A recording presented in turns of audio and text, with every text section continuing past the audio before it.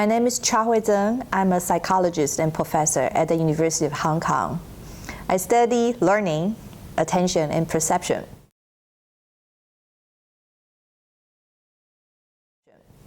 In Asia, many families put children's education as their first priority.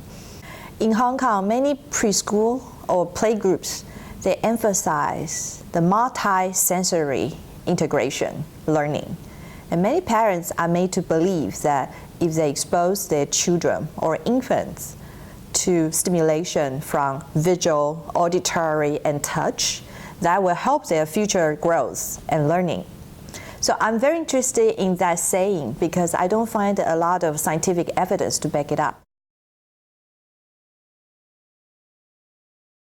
In the past, there have been reports that, infant couldn't learn it if it's just visual alone or auditory alone, but infant can benefit if it's visual and auditory together.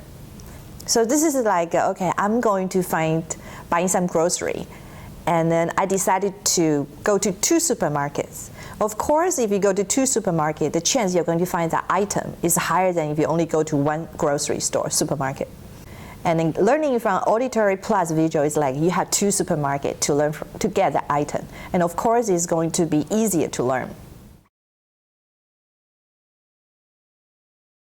We found out that when infants are learning a new rule, and this rule here, we're talking about very abstract rule, things like the grammar, like in our language. If infant has both auditory and visual exposure of those rules, the auditory and visual needs to be related or congruent to each other before they can really help. If a happy face comes with a laughter, then that's the kind of combination that can really help infant learn.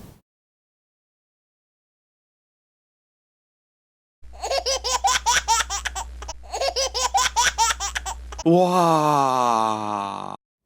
Okay, baby can only process and enjoy the benefit of those additional sensory stimulation if they are related. For example, when you see a happy face, but then you hear a crying sound, that actually confuses babies.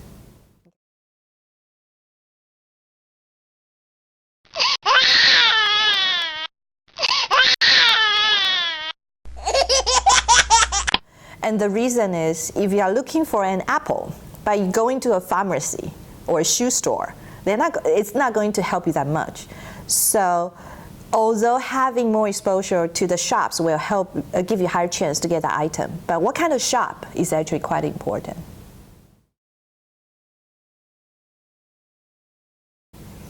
I think one important thing that we have shown is it is not always true, the more, the better. You need to find out whether the audio and visual components are related to each other. And of course, this is only at the initial beginning stage of this kind of study. So we don't know what happens if it's touch and visual, and what is considered related and what is considered not related. And when we are talking about the relevance between 2 things, there's a cultural component. Because different cultures will define different things as related and non-related. So I do see this kind of study may have some cultural differences that maybe we can include it in the future studies.